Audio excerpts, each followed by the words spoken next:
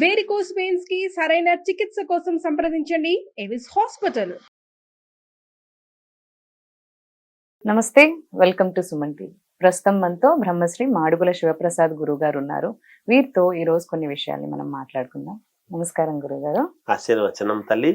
గురుగారు, అంటే పుణ్యస్త్రీలు ఉంటారు కదా, వాళ్ళకి రాత్రిపూట ఒకవేళ కలలో మళ్ళీ గనక పెళ్ళైనట్లు కానీ లేదంటే మెట్టలు విరిగిపోయినట్లు కానీ ఇలాంటి స్వప్నం ఏమన్నా వస్తే దోషం అంటారా? శ్రీ మహాగణాధిపతయే నమః. ఐం మహాసరస్వత్యే నమః. శ్రీ లలితాంబికాదేవియే నమః. అమ్మ, మీ ప్రశ్నలో పెళ్ళైనటువంటి స్త్రీ ఓ ముత్తైదువ మళ్ళీ పెళ్ళైనట్టు కలలో వస్తే లేదా మెట్టెలు ఏదో ఇదైనట్టుగా వస్తే దోషమా మంచిదా అనేటువంటిది ప్రశ్న, అంతేనా? దాని అర్థం సహజంగా కలలు అనేటువంటివి డ్రీమ్స్.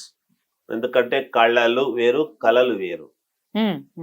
లాకు కొంచెం చిన్న డిఫరెన్స్ ఉంటుంది పలికే పదాలలో. కళలు అంటే అవన్నీ ఫైన్ ఆర్ట్స్, అవన్నీ వేరు. కళలు అంటే మనము నిద్రపోతూ ఉండే సమయములో వచ్చేటువంటివి కళలు, స్వప్నం. ఈ కళలు ఎప్పుడు వస్తాయంటే అమ్మా, మనము మనస్సులో ఒకరుగా ఉన్నప్పుడు కొన్ని మననం చేసుకుంటూ ఉంటాము, ఆలోచనలు ఉంటాయి. ఇలా అవుతుందేమో, అలా అవుతుందేమో అనేటువంటివి ఎప్పుడైతే మనము తీవ్రముగా మెదడులో ఆలోచన అనేటువంటిది ఎప్పుడైతే ఉంటుందో, మనం ఆలోచన అంతా ఎక్కడ చేయాలి? మెదడుతోనే చేయాలి. ఈ చిన్న మెదడు పెద్ద మెదడు అనేటువంటి రెండు ఉంటాయి కదా. ఇవి మనం ఎప్పుడైతే మనం మామూలుగా ఈ అనుకోకూడనటువంటి మాటలు కొన్ని ఇట్లాంటివి ఏవైతే అనుకుంటూ ఉంటామో అవి ఒక రోజు కాకుంటే ఒక రోజు, మొన్న అనుకున్నా నాకు ఇవాళ కలొచ్చింది, నిన్న అనుకున్నా నాకు కలొచ్చిందని కలొచ్చే వాళ్ళు కూడా చెప్తుంటారు ఈ మాట. లోపల మనసులో భావన, తాను అలా భావన చేసుకుంటూ ఉండేటువంటి సందర్భంలో ఇలాంటివి కలలు రావటం అనేటువంటిది సహజం. అది ఏదైనా కావచ్చు, అది ఇదే కాదు. ఏదో నేను సముద్రంలో పోతుంటే ఏదో ఇబ్బంది అవుతుందేమో అని వాడికి భయం. ఆ భయముతో కూడి కొన్ని మాటలు అనుకుంటూ ఉంటారు, ఇలా అవుతుందేమో అని భయం. విమానంలో పోతూ ఉంటే ఏదో సరిగ్గా ల్యాండ్ అయ్యే ముందు నేను బస్సులో దుంకినట్టుగా దుంకాల్సి వస్తుందేమో, ఇలాంటివి ఏవో అనుకుంటున్నప్పుడు అలాగే అనుకున్నట్టుగా యాజ్ ఇట్ ఈజ్ గా ఏదో జరిగినట్టు చేసినట్టు వస్తూ ఉంటాయి. కళలు అనేటువంటివి ఇట్లాంటి విషయాల్లోనే వస్తాయి ఎప్పుడు కూడా. కళలు ఎప్పుడు వస్తాయి? మానసికంగా కొంత ఆందోళన, మనస్సులో కొన్ని ఇబ్బందులు ఇవన్నీ జరుగుతూ ఉన్నప్పుడు వచ్చేటువంటివే కళలు. ఏ చీకు చింత లేకుండా ఈ రోజు ఏదో మనం పోయినామా, శ్రమకు పడికి పోయినామా, డబ్బులు వచ్చేస్తాయి, రేపు వస్తున్నాయి, మనం తింటారు పడుకుంటారు, పొద్దున్నే పనికి పోవాలి, పడుకుందాం, ఏముంది రేపు డబ్బు వస్తుంది తీసుకుంటాం తింటాం కదా అనుకునేవాడికి ఏ కళలు రావు. వాడికి ఏం కళలు ఉంటాయి? ఏముండవు, ఏం రావు, ప్రశాంతంగా ఉంటుంది. ఈ ప్రశాంతత లేని జీవితాల్లోనే కదా కళలు వస్తాయి. వీళ్ళు అనుకునే దాన్ని బట్టి వస్తుంటాయి. అయితే ఇప్పుడు ఇది శుభ సంకేతమా తప్పుడు సంకేతమా అంటే, అసలు వివాహం అయినటువంటి స్త్రీకి మళ్ళీ వివాహము అనేటువంటిది రావటం అనేటువంటిది అది శుభ పరిణామము కాదు. అందులోనూ భర్త భార్య యొక్క కాలి రెండవ వేలిలో అది పంచప్రాణాలు అనేటువంటిది స్త్రీ తీసుకుంటుంది. భర్త యొక్క పంచప్రాణాలు ఆ స్త్రీమూర్తి తీసుకుంటుంది. వాటిల్లో ఏమేమి అనేటువంటి దాంట్లో ఒకటి ఈ భర్త రెండవ వేలిలో ఉండేటువంటి మెట్టెలు పెట్టుకోవటం అనేది. వివాహ సమయంలోనే మెట్టెలు పెట్టుకోవడం జరుగుతుంది. భర్తనే తొడుగుతాడు మెట్టెలు, అంతకు ముందు ఉండవు. కన్యకామణి ఎవరు పెట్టుకోరు మామూలుగా. ఇక్కడ పెట్టుకునేటువంటి బొట్టు రెండు కనుబొమ్మల మధ్యలో పెట్టుకునేటువంటి బొట్టు పుట్టుకతో పెట్టుకుంటారు మామూలుగా, జనరల్ గా. తర్వాత కన్యకామణి ఎప్పుడు కూడా మట్టి గాజులు వేసుకోదు. వివాహమైనటువంటి స్త్రీ మాత్రమే మట్టి గాజులు వేసుకోవడం జరుగుతుంది. ఎందుకు? మట్టిలో ప్రాణం ఉంది కాబట్టి.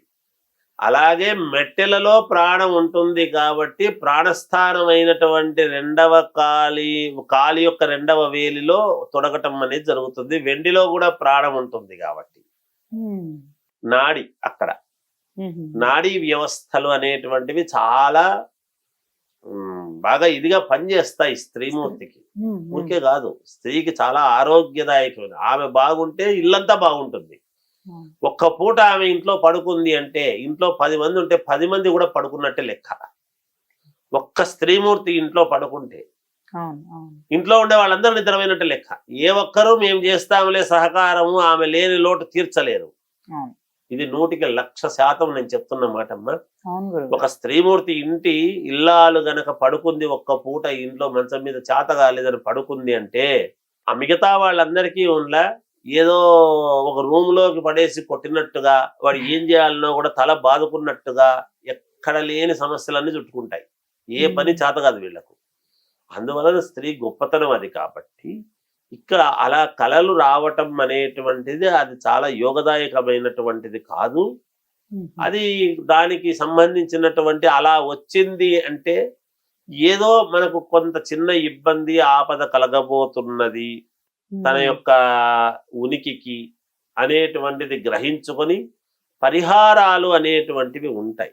అంటే స్వప్నాలకి ఏం పరిహారాలు, దీనికి పరిహారమే దానికి కూడా పరిహారమేనంటే ఉంటుంది. స్వప్నాల్లో కూడా పరిహారం చేసుకునేటువంటివి ఉంటాయి. అవి చేసుకుంటే కళతోనే పోయింది అనేటువంటిది ఉంటుంది గాక. అందుకని మట్టి గాజులలో ప్రాణం ఉంటుంది, సువర్ణములో ప్రాణం ఉంటుంది కాబట్టి తాళిబొట్టు అనేటువంటివి వస్తాయి. అందుకని మిగతా సువర్ణము దండ వేసుకోకూడదు అని కాదు, సువర్ణము వాడవచ్చును. కానీ భర్త తాళి కట్టడము అనేటువంటిది అత్తగారింటిది పుట్టింటిది రెండు సమన్వయం కోసం 2 తాళిబొట్లు వేసుకునే దానికి అక్కడ అవకాశం ఉంటుంది దానికి మామూలుగా. అలాగే మధ్యపాపిట అని తీస్తారు వివాహమైన తర్వాత. మధ్యపాపిటలో పాపిడి బొట్టు అనేటువంటిది అక్కడ పెట్టుకుంటుంది ముత్తైదువ. నొసటిన కనుబొమ్మల మధ్య పెట్టుకునేటువంటి బొట్టు ఎవరైనా పెట్టుకోవచ్చు ఆడపిల్లలు. కానీ మధ్యపాపిట అని తీసినప్పుడు బొట్టు అక్కడ పెట్టుకున్న ఆమెకు సుమంగళి అని వస్తుంది. కొన్ని పంచప్రాణాలు అనేటువంటివి ఉన్నాయి. పంచప్రాణాల్లో భాగంగా ఈ మెట్టెలు అనేటువంటివి భర్త తొడుగుతాడు కాబట్టి అక్కడ సప్తపది అనేటువంటిది నడిచి చేసి మెట్టలు తొలగించడం చేయటము, దానికి మంత్రోచ్చారణతో చేసేటువంటి ప్రక్రియ. అవి కొంచెం ఇబ్బంది అయ్యింది అంటే నీ భర్తకు ఏదో చిన్న ఇబ్బంది కలగబోతున్నది అని సూచనగా తెలియచేయటం. అలా కొంతమందికి కొన్ని ఇండికేషన్స్ వస్తాయి. వచ్చినప్పుడు శాంతి, ఏదైనా ఆయుష్ శాంతి ఇట్లాంటివి ఏవో ఆమె కొంచెం దోషాలు పోగొట్టుకోవడానికి పరిహారాలు చేసుకుంటే సరిపోతుంది. అలాగే గురుగారు, ధన్యవాదాలు. జయోస్తు.